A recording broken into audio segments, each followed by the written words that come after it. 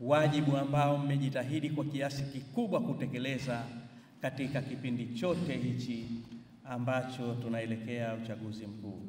Nasema hongereni sana, asanteni sana maafisa habari.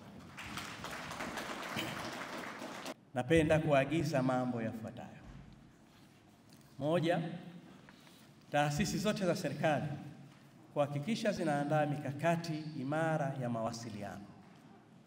Pili, taasisi zote za serikali kuanzia ngazi ya mamlaka ya serikali za mitaa, sekretarieti za mikoa, wizara, wakala, idara zinazojitegemea na taasisi nyingine kuajiri maafisa habari na mawasiliano watakaokuwa daraja la mawasiliano kati ya serikali na wananchi.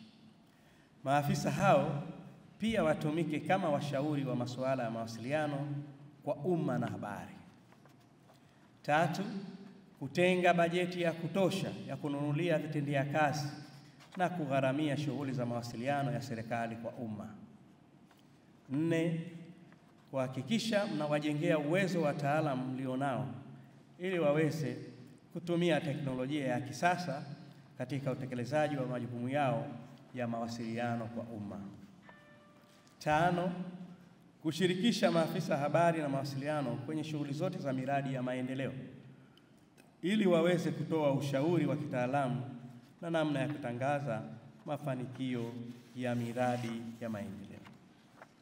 Sita, mawaziri, wakuu wa mikoa, wakuu wa wilaya pamoja na watendaji wakuu wa taasisi zote kushiriki kikamilifu kutangaza shughuli za serikali kwa umma.